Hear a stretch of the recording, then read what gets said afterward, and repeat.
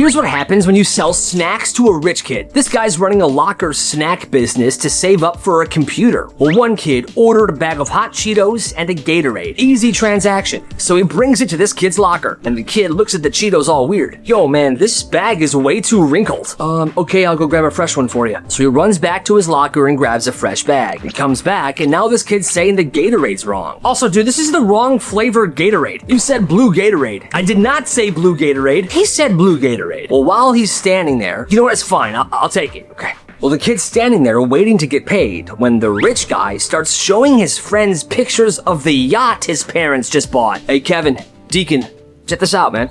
That's a big boat. It's my parents. Hey, can I get the money? Jeez. Impatient, are we? Fine, here. Takes the money, he goes. The next day, the rich kid stops him in the hallway. Hey, yo, dude, those Cheetos were stale yesterday. I want a full refund. The Cheetos weren't stale, they were brand new. But he didn't know what to say, so he just refunded the guy. He says it doesn't matter. He's sure karma will catch up to this kid one day.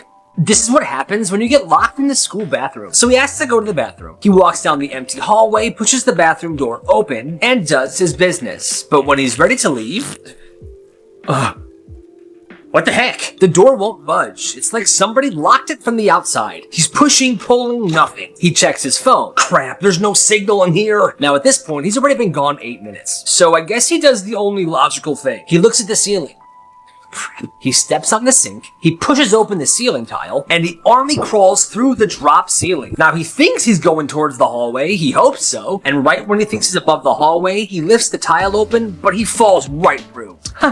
There you are. Right there was his teacher and the vice principal. What on earth are you doing? The bathroom door was locked, so you climbed through the ceiling? I mean, I couldn't just stay in there, right? Well, you could have knocked or yelled for help. Also, the bathroom's not locked. Here's what happened. When he got in the bathroom, did his business, he was about to leave. And he tried opening the door, but it wasn't the bathroom door, it was the supply closet door in the bathroom. They looked very similar.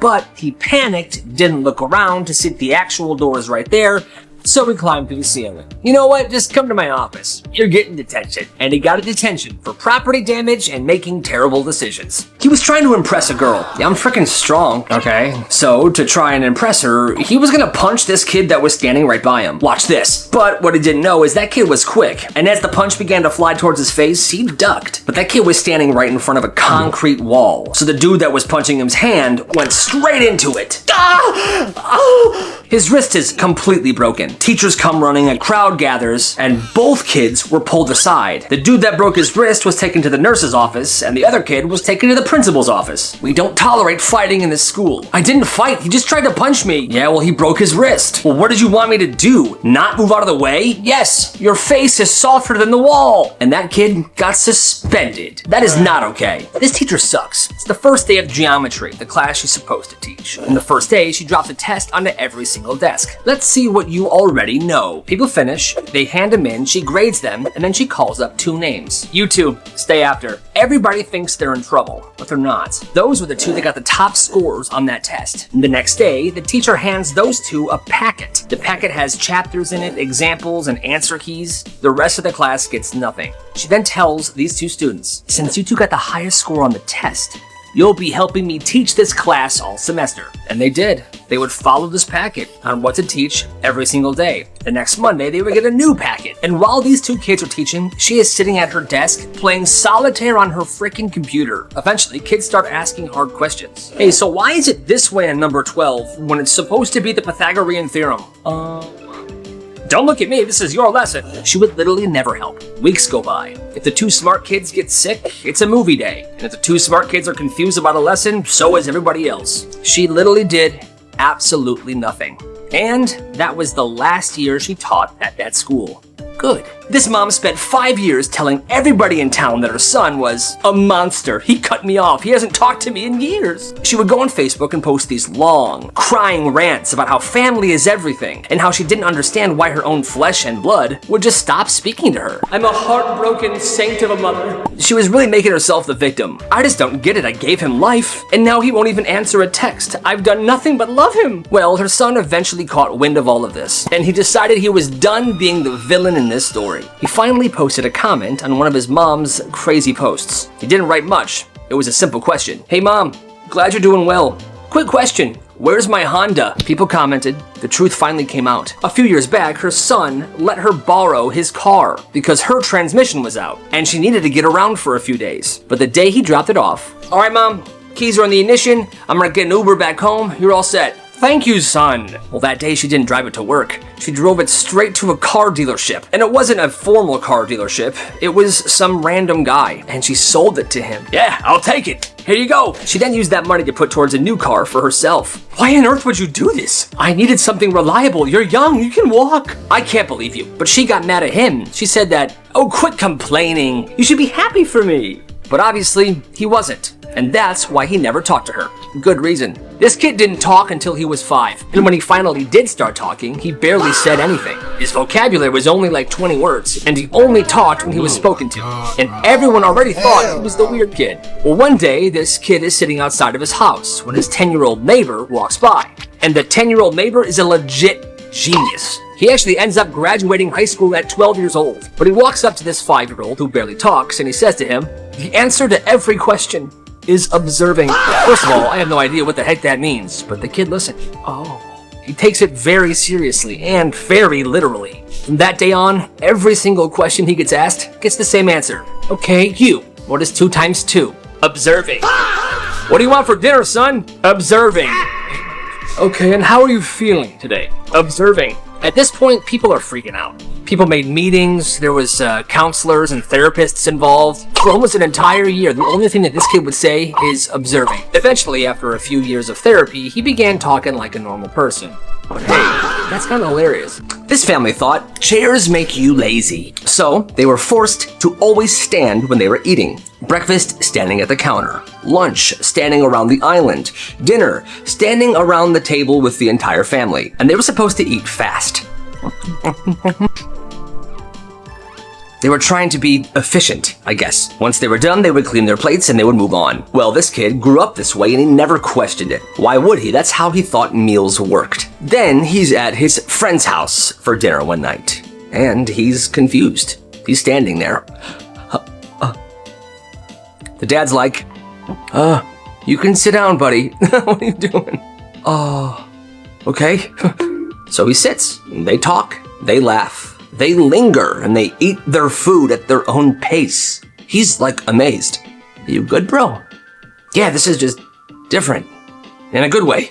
He realized that his family was the weird one. Like a lot of these stories, this happens. After dinner, he goes back home and he goes to his room and cries because, what? He's been standing for every single meal, eating as fast as he can, being super stressed out because his parents are crazy. But actually, you can just sit there and enjoy your food and be with people and laugh. For the first time in his life, he was relaxed during a meal, and that meant a lot to him. Now, it's years later, and sometimes when he's stressed, he finds himself standing and eating, but he always tries to breathe, take a seat, and just enjoy those dang potatoes. This is insane. So this one school's cafeteria used real silverware, actual metal forks, knives, and metal spoons. And every day after lunch, kids are supposed to take the silverware and put it in these tubs right next to the garbage can so the school can wash them. But over the course of like 5 months, the school began noticing their supply of spoons was dwindling. What in the world is happening to our spoons? The lunch staff thought the kids were accidentally throwing these spoons in the garbage. So they began making announcements and posters. Attention students, make sure you put the silverware back in the tubs. Don't throw them away. But it didn't stop. You're missing hundreds more spoons now. Guys, hundreds? Nobody had any clue what the heck was happening. Because it wasn't a whole school issue. It was one kid. Every day at lunch, he would pocket a spoon, or 2, or 3, but never more than 4 a day. Not for a plan or a prank. He was just like collecting them. I like spoons. He kept them inside his locker, in a flimsy grocery bag hanging from the hook. Months go by. The bag gets heavier and heavier. The plastic grocery bag stretches thinner and thinner. Then one morning before first period, as the hallway is packed and it's loud, he swings open his locker and the bag finally gives out. It rips straight down the middle and hundreds of metal spoons start pouring out of his locker on the floor.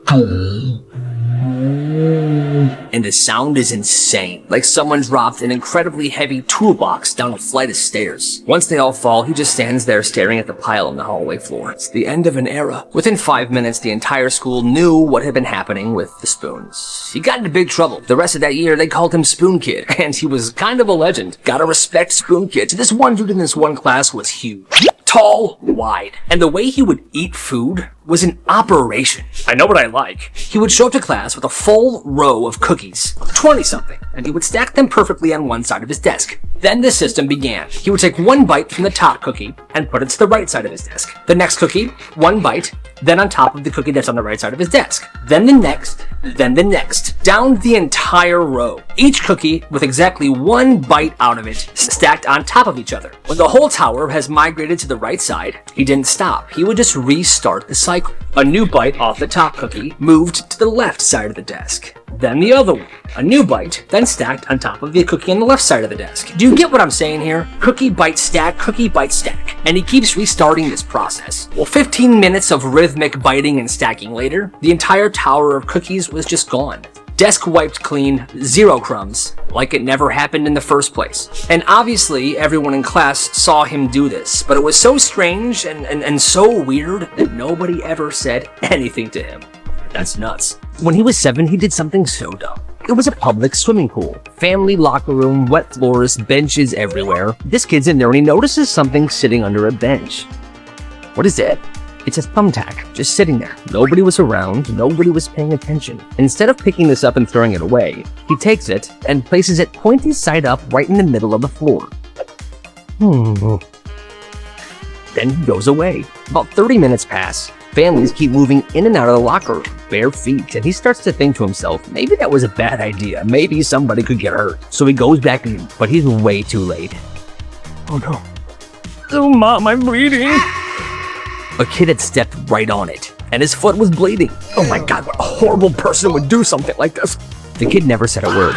He just stood there, panicking internally. You'll be okay, son. Whoever did this is a complete and utter idiot.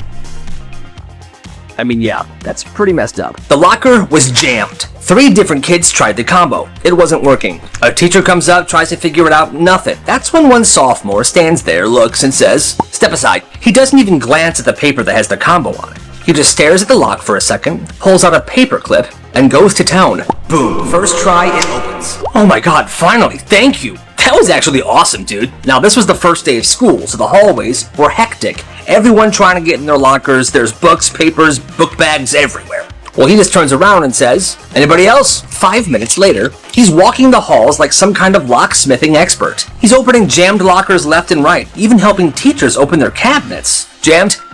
There you go. Jammed? There you go. He quickly became the locker guy. Turns out his older brother and his dad had their own locksmithing company, so he literally grew up opening locks. No rules broken, no locks damaged, just a nice guy helping people out. And you gotta respect it. This kid ran a pop-up shop in his school. Not every day, not on a schedule, just randomly. One week he would show up with bags of candy. Next week he would have a pair of shoes he outgrew, and some Pokemon cards. One week he had a Bluetooth speaker, 2 Jimmy John subs he didn't eat that he got the day before, a Labubu, a brand new pencil case, and king-size Kit Kat bars. And whenever he decided, today's the day, his friends knew the drill. Their job was to take the printed out sheets and to paste them all around the school. These posters would say stuff like, "Pop-up store, band hallway, 12:15 p.m. No items, no prices, it's just a mystery." So people would show up, and they would wonder what he had that day. He'd open his backpack, he would lay everything out on the floor in front of him, like a frickin' street vendor, and he would just begin selling these things. Candy gone. Shoes sold. Labubus flying off the shelf. When the inventory ran out, he would pack up and go back to class or something. He would tear the posters down, and he would disappear until the next random day that he felt like doing this. He made $350 in 3 weeks, until the principal finally connected the dots, saw the poster one day, went to the meeting spot, and shut this all down for good. But hey, you gotta respect the hustle. So it was senior prank season, and this one might have been the most beautiful senior prank this school has ever seen. It's the last week of school, and the seniors show up. They've got a ladder, a few backpacks, and they're carrying bags upon bags of something. How much you get? 30 pounds. You're kidding. Nope.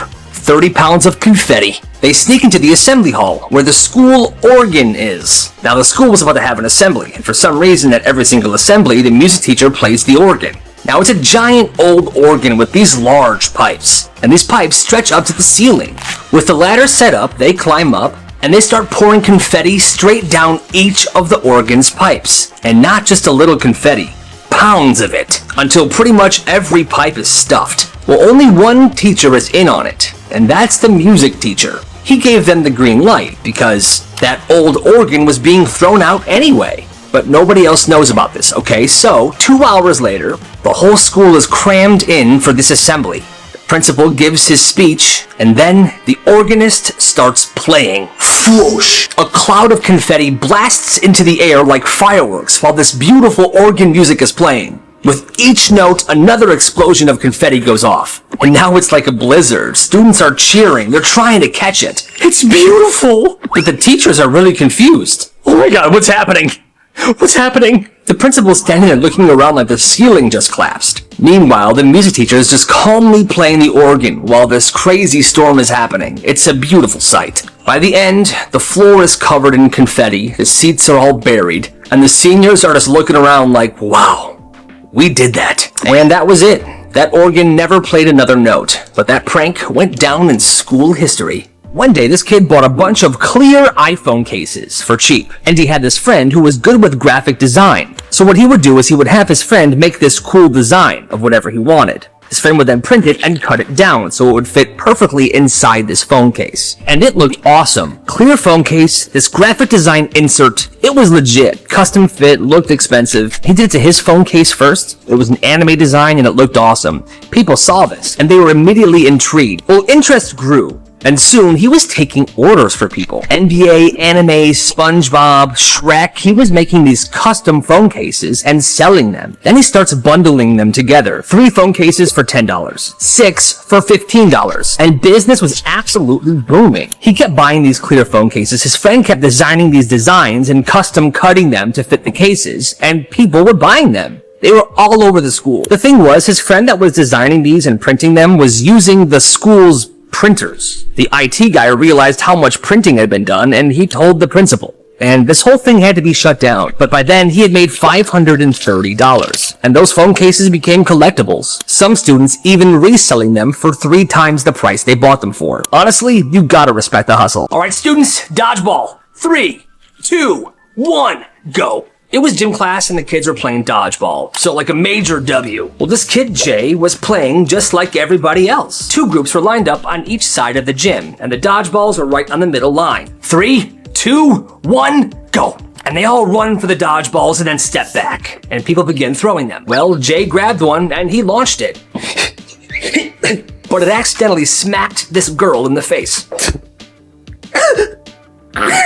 I mean, that's the game, right? Dodgeball. You try to hit people, then they're out. Well, this girl was kind of one of the popular girls. She was also super dramatic. Well, she starts crying. And the gym teacher runs over. Oh my god, are you okay? No, go sit down. Jay, come here. What? Are you kidding me? You're out of line. What do you mean? We're literally playing dodgeball. Office, now. So he goes to the office, and he gets written up. People started whispering that Jay hit a girl. He tried to explain, but nobody cared. No, guys, we were playing dodgeball. That's what we're supposed to do. And he became that kid, and he never played dodgeball again. But guys, that makes no frickin' sense. That's what you do, right? That's dodgeball. I don't know. That's nuts. Come here, idiot. Not you again. Every single day at lunch, this same bully would walk by this kid. He would slam his lunch tray down and laugh. Oops, my bad. I guess you're eating off the floor again. The kid would just pick it up. He would try not to cause a scene, but it kept happening every single day. Monday, Tuesday, Wednesday. Well, finally, this kid had enough. He snapped. One day, he showed up to lunch with a shiny metal lunchbox. It looked normal, and nobody thought twice. But inside the lunchbox were 2 heavy bricks. The thing was heavy, but he was carrying it around like it was normal. So here comes the bully. He's smirking. Hey, let me help you with your new lunchbox, lunch boy. Oh, okay. And just like every other day, the bully smacks the lunchbox. But right as the bully's hand hits the lunchbox, the kid lets go right above the bully's foot. My toe! I think it's broken. Oops, my bad. And the bully's toe was broken, but it was his own fault. After that day, he did not mess with this kid ever again. Yeah, good. It's a slow Tuesday morning. This guy's working at the front of a bank. He's the security guard, and it's a fairly standard shift. Doop-ba-doop-ba-doo, I'm a security guard at the bank. Now, at a bank, most people come in, they do their thing, and then they leave. Well, one day, this guy came in, he was looking pretty sketchy. Walking in the bank. Oh, crap. He sees the security guard, and then he walks back outside. And the security guard is like, yo, this is kind of weird, so he kind of walks by the door. Well, this sus guy is pacing the sidewalk, and he's on the phone. He's obviously stressed. And the security guard overhears just one sentence. "Nuh-uh, man, I am not doing this crap. You said nothing about a security guard." "I will not take him out." Then, for a second, they make eye contact, and they stare at each other for a short while.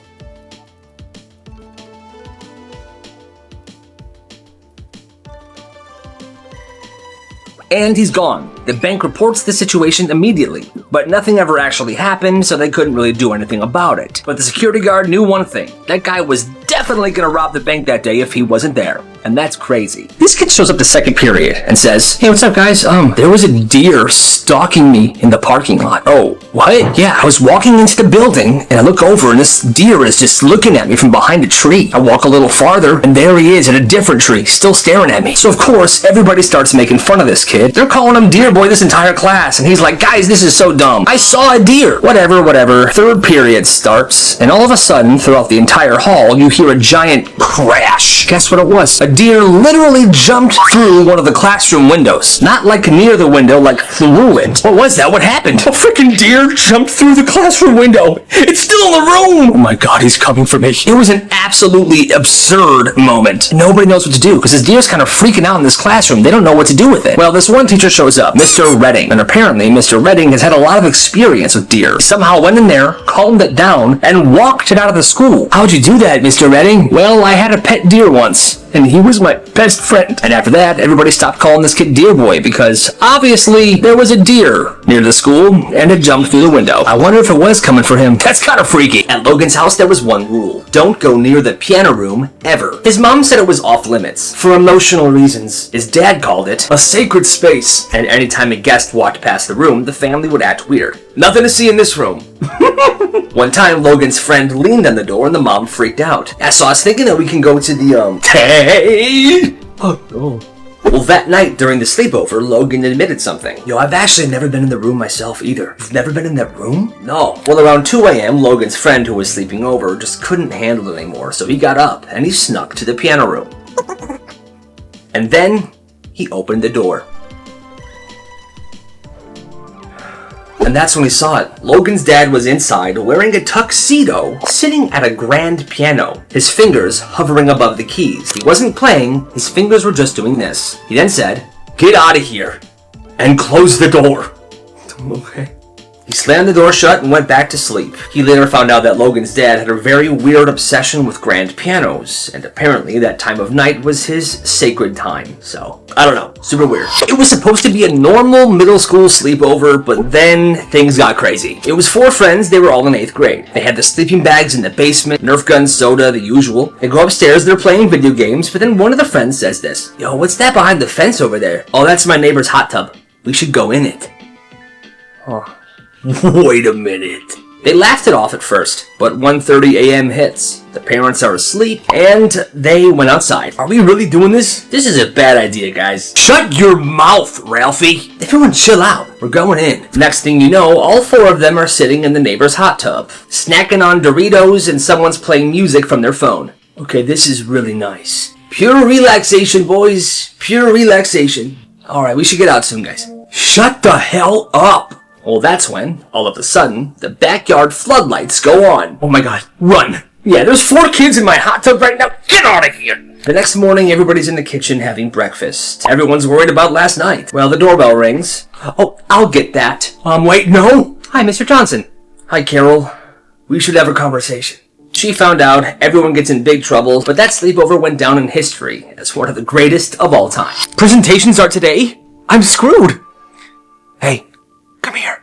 I got you. This kid had over 200 PowerPoints just sitting on a flash drive. Every single one of them he made for fun. But then, he turned it into a genius business. This started around 8th grade. This kid, named Liam, quiet kid, kept to himself. For some reason, this guy was obsessed with making PowerPoint presentations. The history of water slides, the rise and fall of AOL, why birds might be smarter than we think. Just anything. At first, everyone thought it was just his thing, like his little quirk, until one day someone forgets to do their presentation for a class. Kids in full panic mode. What's the presentation on? Invasive species. I've got one on killer bees. Does that work? That's perfect. Kid turns it in, changes the title slide, and boom, he gets a B. That works. And just like that, it begins. He starts selling them PowerPoints on every single topic. Historical events, weird science, fast food history, literally anything. $10 per presentation and $15 if you had to have him customize it a little bit. He called it the vault. Some of them people bought didn't even make any sense for what they had to turn in, but it was still better than nothing. By the end of the year, he had made over $500 doing this, and he says he plans to keep on doing it because he just loves making PowerPoints and he doesn't see himself ever stopping. So the supply is endless. You gotta respect the hustle. This class is so messed up for this. It's middle school science, and this teacher is a sweet older woman. She's soft-spoken, she's always kind, she truly cares about her students. She's one of the good ones. Well, one year she bought every single one of her students their own pencil case with her own money. She filled them with rulers, pencils, erasers, everything they could possibly need. Class, no need to bring supplies, I got you, okay? So each of her students has these full pencil cases, and one day she steps out for 5 minutes. 5 minutes, that's it. Snap, thud, whip.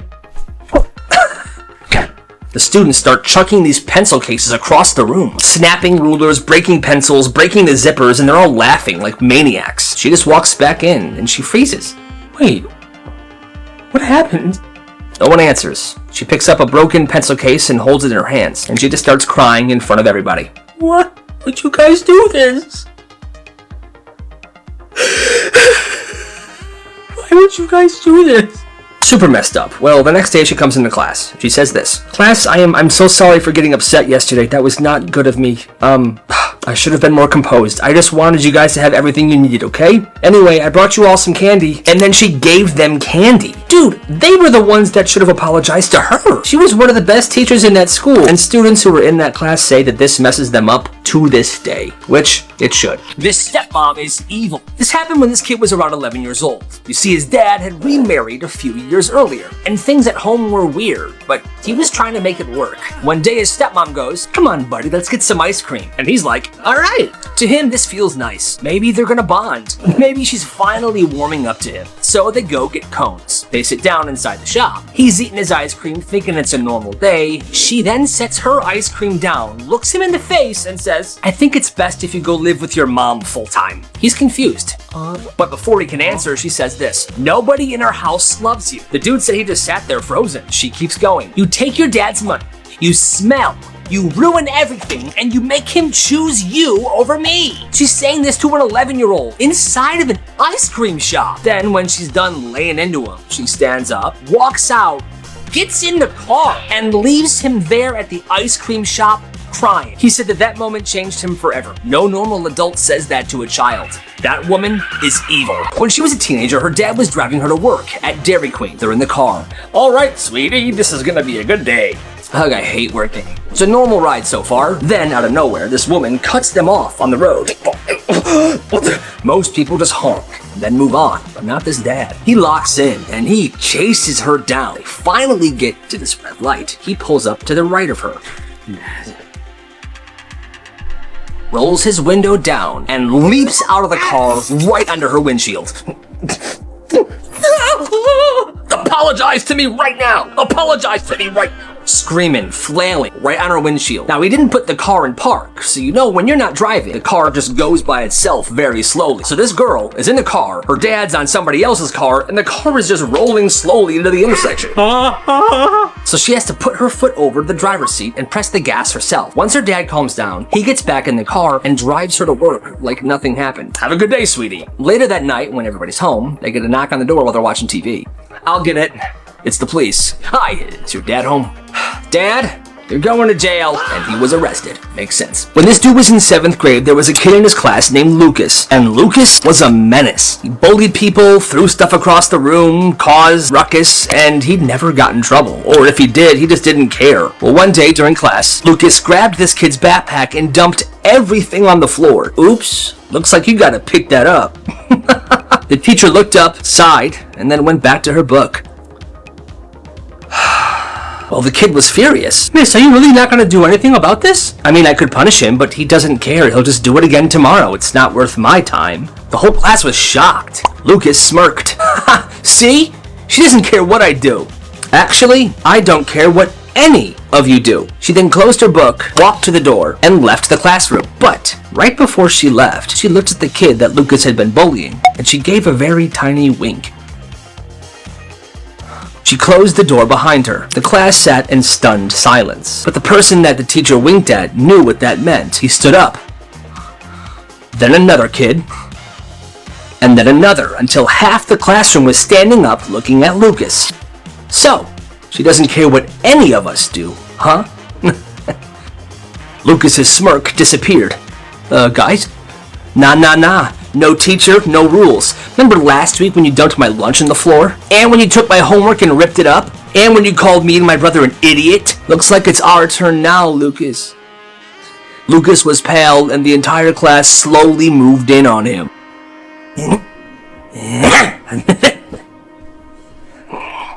And when the teacher finally came back in, Lucas was huddling in a corner, shaking. She smiled. So, what happened when I was gone? Nobody said a word. That's what I thought. From that day forward, Lucas started being much nicer to his classmates. I wonder why.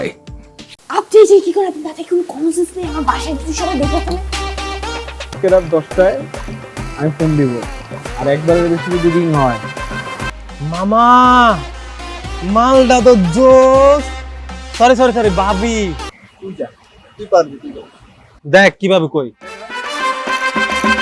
Setting meeting নাই তো setting মানে বুঝো না পেন্টেরিতি ও তো আমাদের ভাবি হয় ওই হিসাবে আমাদের বিয়ে হিসাব ভাবছি আচ্ছা দাঁড়া ওয়েট কর আমাকে একটু ভাবতে দে দেখি কি করা যায় দোস্ত তুই থাক আমি যাই আমি থাকবো মানে তুই থাক দোস্ত রক্ত লাগবে রে রক্ত আসবো না মানে হ্যাঁ তাই তো শুনলাম আসবো না ঠিক আছে দেখতেছি ব্যাপারটা যাও কি রে তুই কোচিং এ যাস না কেন দোস্ত আমি কোচিং এ কিভাবে যাব বল এই গুন্ডাটা যে আমাকে ডিস্টার্ব করে তুই দেখতেই তো পারছস ডেইলি আমার পিছনে লাগে থাকে আমার ভালোবাসার গল্পটা অপূর্ণ রয়ে গেল গলবে পাখির মন গলবে এমন মন্ত্র দেব এভাবে রাস্তাঘাটে একটা মেয়েকে উত্তপ্ত করে আর নিজের গায়ে রক্ত দিয়ে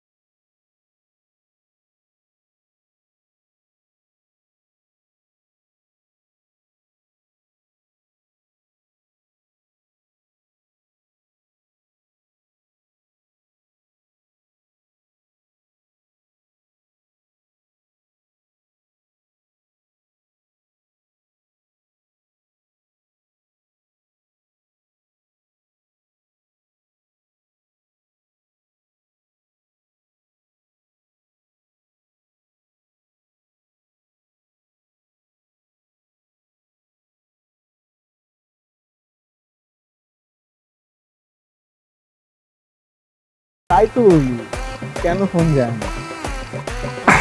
না তোমার নাম্বারটা তাড়াতাড়ি করে বলো ঘন্টার পর তো গার্লফ্রেন্ডের লাগে ওয়েট করতে পারো আর বন্ধুর লাগে 2 মিনিট ওয়েট করতে পারবা না ও এখন আমার দোস্ত তাইলে তো বন্ধু রিত লেগে গেল আরে বেটা এত লাফাইস না যেরকম শুনতেছি পরীর মতো এরকম করলে তো বেটা বাপ দে কালকে 4টা দেখা হবে ঠিক আছে মামা ঠিক আছে মামা ঠিক মতো যা শালা পারলাম না রে আরে তোরটা হাওয়াটা কি হয়ে গেল তুই তো সুন্দর নাম আরে শুন আমি জিসান আই লাভ ইউ